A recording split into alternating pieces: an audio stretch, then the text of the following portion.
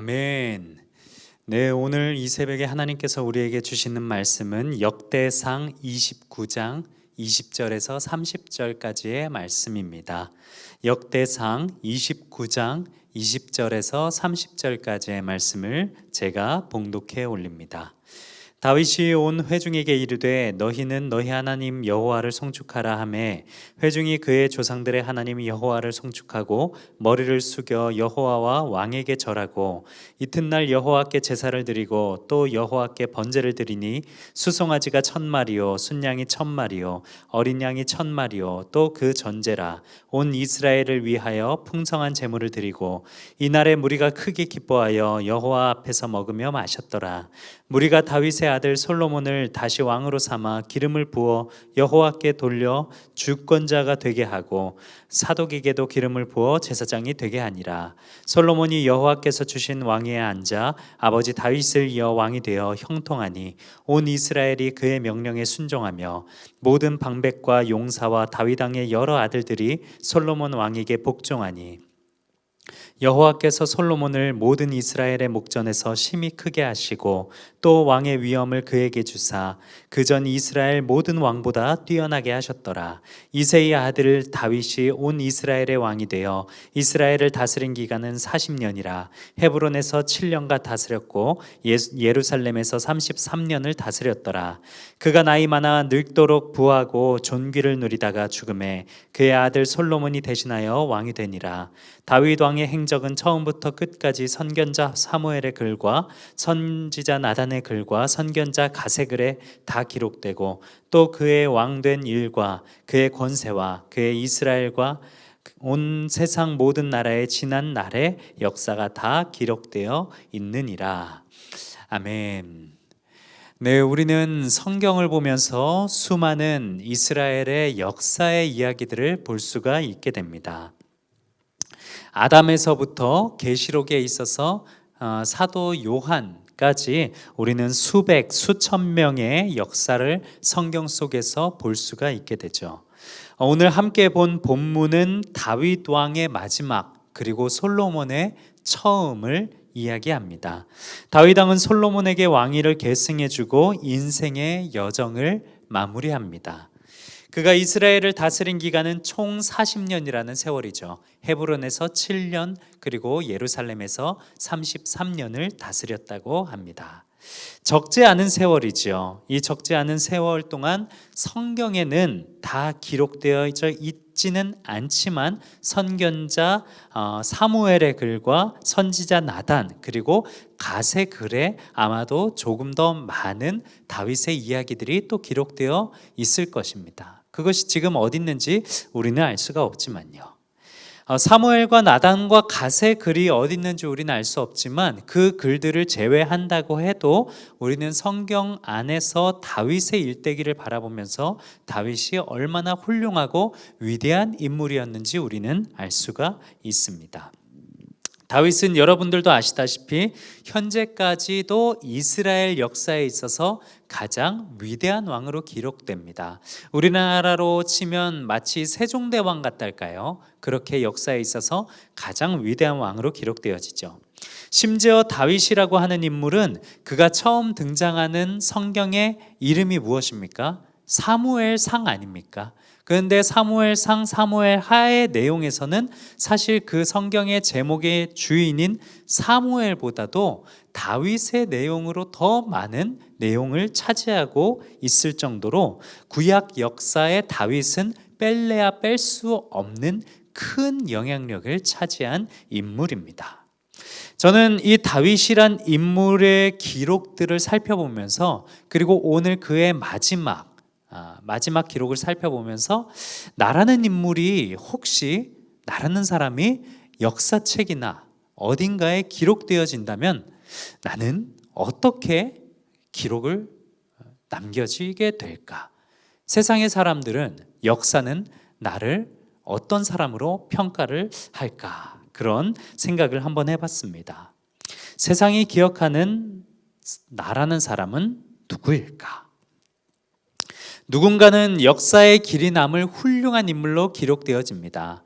세종대왕, 이순신 장군, 뭐 이런 분들은 동상도 세워지고, 그리고 지폐나 화폐에도 그 얼굴이 들어갈 정도로 아주 훌륭한 인물로 우리는 기억하고 있죠. 반면에 역사에서 지워버리고 싶은 인물도 있습니다. 세계 2차 대전을 일으킨 아돌프 히틀러라는 인물은 세계 전체적으로 봤을 때도 그를 선하다고 평가하지 않습니다. 그를 악한 인물로 평가를 하고 가능하면 세계의 역사에서 지워버리고 싶은 그런 인물로 기억을 하죠.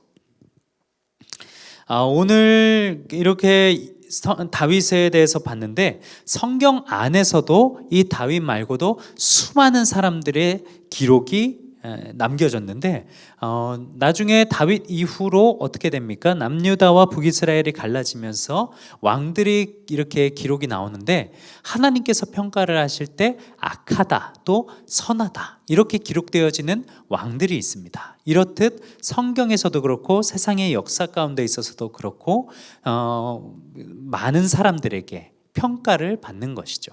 좋은 인물로 기록되는지 혹은 나쁜 인물로 기록이 되는지. 오늘 다윗과 솔로몬이 같이 나오는데 이들은 어떻게 기록되어 있습니까? 다윗은 처음 시작할 때 목동으로 나옵니다. 목동으로 나와서 누구도 눈여겨봐주지 않는 그런 사람으로 시작하지만 그의 마지막은 어떻게 나옵니까? 정말 위대하고, 28절에 보시면 나이가 많아 늙도록 부하고 존귀를 누리다가 죽음에, 정말 위대하게 그렇게 기록이 됩니다. 이스라엘의 왕, 선한 왕으로서 후대에 남을 정도로, 역사에 남을 정도로 다윗이라고 하는 왕은 처음에는 아주 미미하게 시작했지만 마지막은 아주 멋지게 끝납니다. 하지만 솔로몬은 어떻습니까? 솔로몬이라고 하는 인물은 다윗과 밧세바 사이에서 낳은 두 번째 아들이죠. 그의 이름은 여디디야, 여호와로부터 축복을 받았다, 여호와로부터 사랑을 받았다, 이렇게 하나님께 축복을 받고 시작합니다. 그리고 많은 사람들에게 사랑을 받고 시작하는 것이 바로 솔로몬의 시작이죠. 그런데 아시다시피 솔로몬의 마지막은 어떻습니까? 그의 통치 기간 동안에 가장 큰 실수를 저지른 것이 있죠. 무엇입니까? 이방 나라들과 견고한 관계를 다지고자 이방의 수많은 여인들과 공주들과 결혼을 했죠. 정략 결혼을 하고, 그로 인해서 이방의 그런 이방 신들이 이스라엘로 유입되지 않았습니까? 그래서 결국에는 이스라엘이 반으로 쪼개어져서 남유다와 북이스라엘로 갈라진 것이 누구 탓입니까? 바로 이 솔로몬의 탓이죠.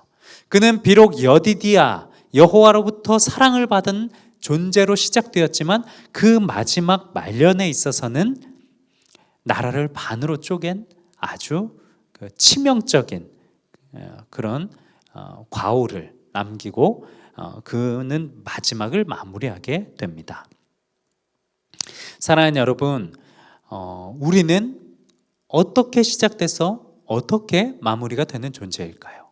우리는 성경책에 기록된다면, 우리의 이름이 기록된다면 어떻게 시작돼서 어떻게 그 마무리를 장식할까요? 어찌 보면 우리의 기록은 지금 누군가가 이렇게 써주지 않는다고 할지라도 저 하늘 생명책에 기록되고 있을 수도 있습니다.